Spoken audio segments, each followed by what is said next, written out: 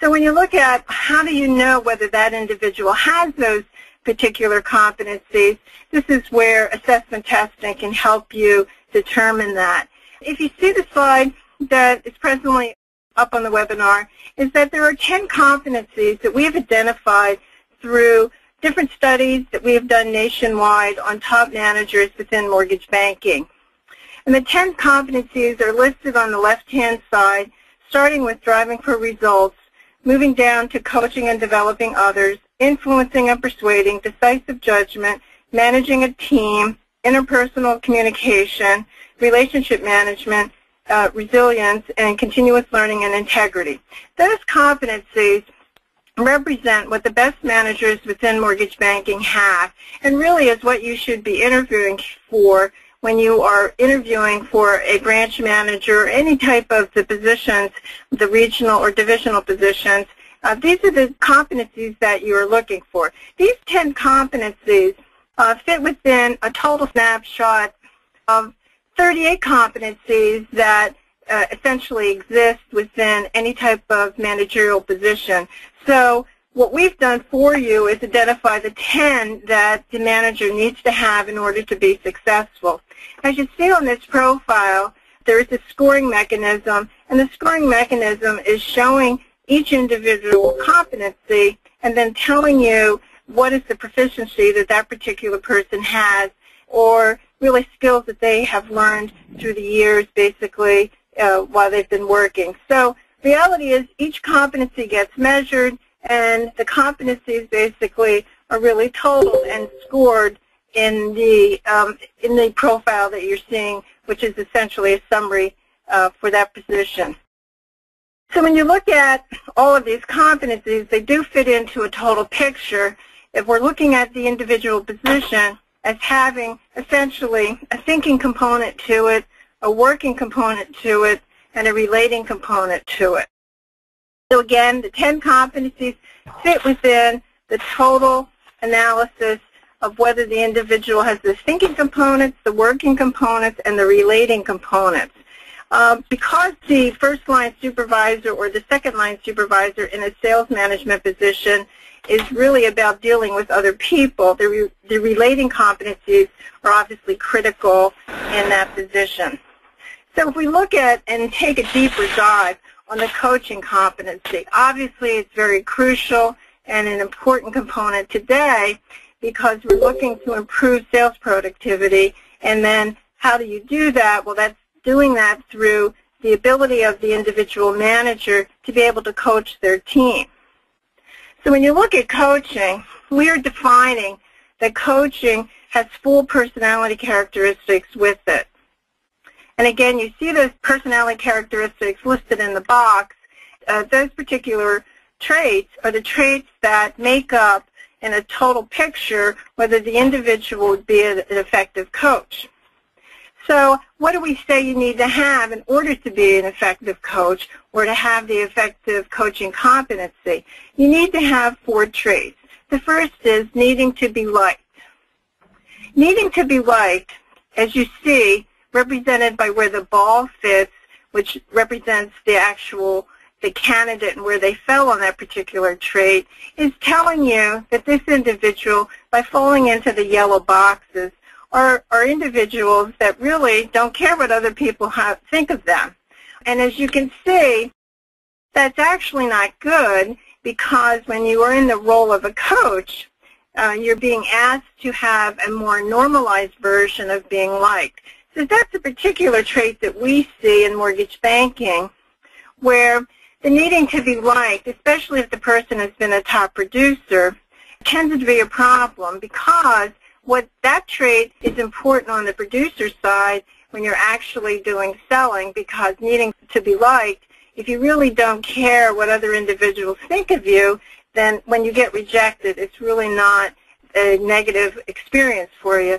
But when you move into the management component, and you'll see this, especially we see it from a consulting standpoint, where the individual doesn't really care what people think about essentially decisions that they make or how they're running the office, that can actually be a bad thing.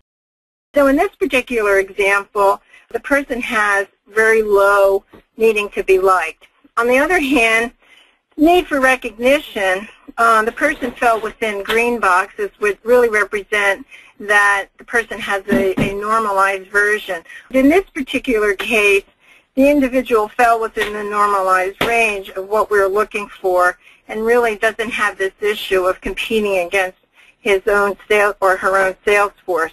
When you look at the third personality requirement for coaching competency, again, the person fell into really having essentially, not a positive view about people.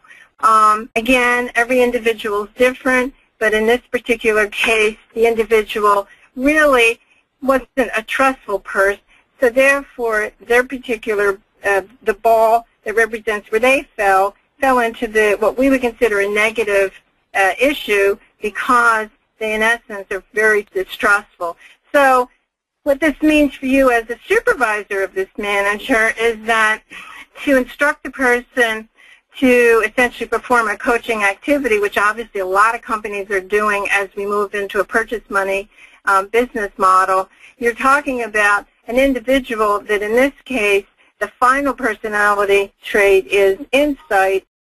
The person does have that. So when you look at the coaching competency, there are two particular personality traits that really are going to be negative, and the likelihood of the person being an effective coach is really going to be quite difficult. This particular individual here is going to have a very tough time because really what's innate to them is, they don't care what people think, and then in this case, they're not that positive about people, which would make coaching other people really difficult. We've listed these issues under the hinder section, which kind of summarizes what I've already talked about. But bottom line, if you're wanting to have your managers to coach effectively, this particular type of profile is going to indicate someone that's going to have a very difficult time doing it, because what's going on innately within that person is that they have a couple traits that really hold them back from being an effective coach. When you look at the next part of it, so when you're interviewing and you see something like this in the profile, you're being asked to essentially kind of delve into questions that you need to really be diving into with the individual candidate who is applying for a management position. And you can see the types of questions that we have contained on this slide that we show next. These questions are, again, tied to that particular competency, the coaching and developing others, and we're asking you to ask questions of the candidate regarding their coaching and developing others' particular effectiveness. And as you can see with these types of questions, they really are getting the person to explain essentially, how they've overcome some of these particular hindrances, or basically to really talk about how they essentially manage. So again, this is a very popular section within the report because we're obviously nailing down questions that you should be asking when you're interviewing someone that would be applying for a managerial position. Coaching and managing a team are part of the 10 competencies. We're just delving with 2 of them in particular. You can see a profile where we are saying is that that particular managing a team competency is really defined by 7 traits, starting with assertiveness and then all the way down to self-reliance. So what we are telling you is that in order to be an effective manager of a team, you have to have a composition of these 7 particular personality traits. We're not saying other traits aren't important, but we're saying that these traits are the critical traits, and the traits obviously start, as already mentioned, with assertiveness.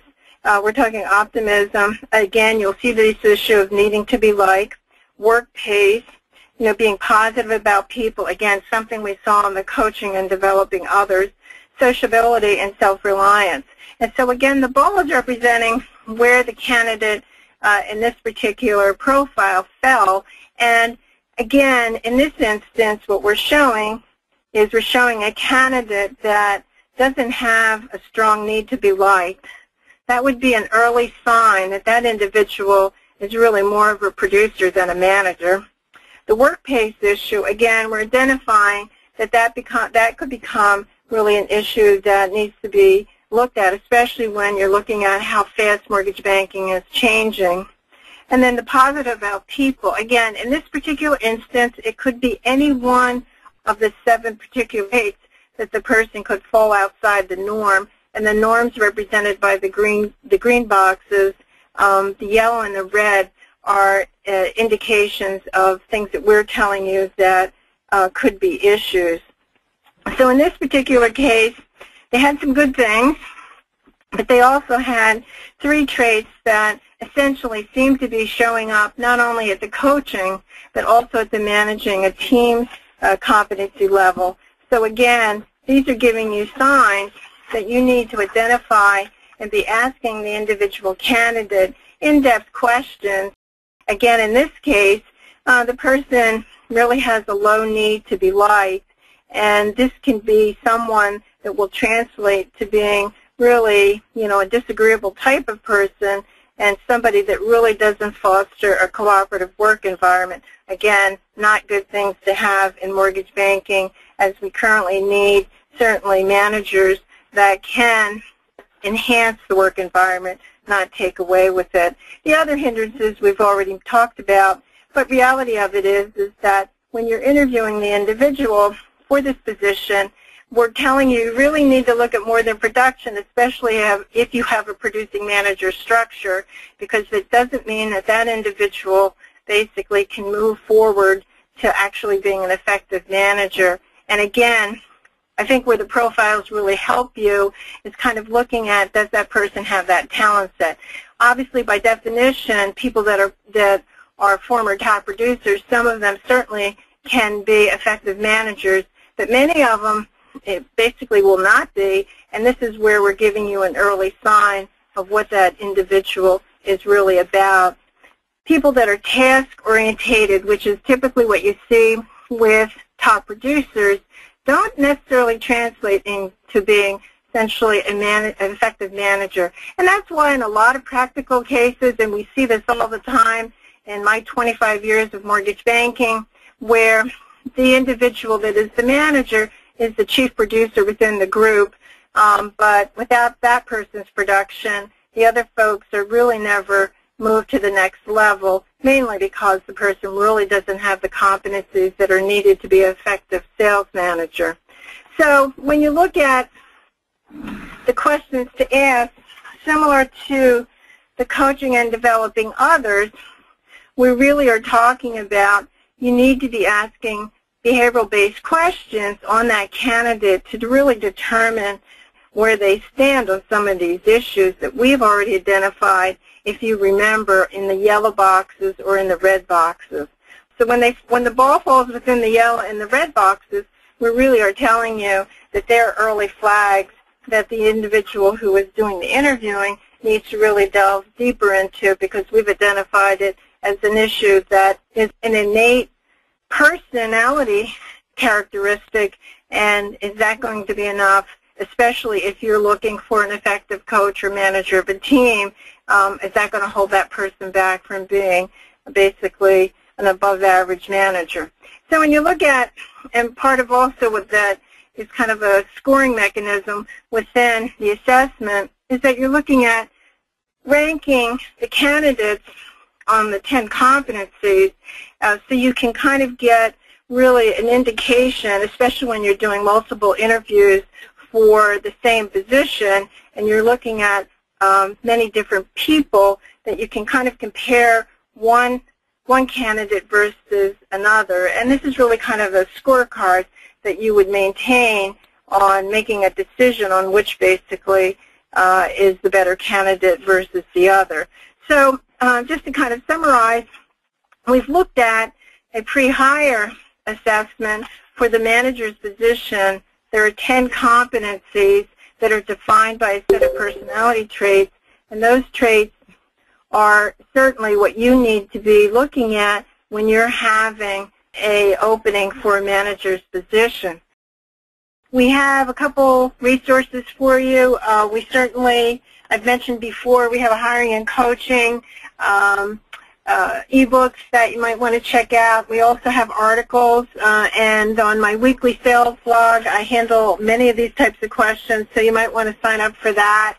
We're also giving the attendees, one free pre-hire to try this out on your managers, and certainly just let me know about that. We will be having another webinar May 14th and we'll be sharing our research on integrity and the loan officer position. So never hire a low integrity originator again. Certainly sign up for that. There's limited seating.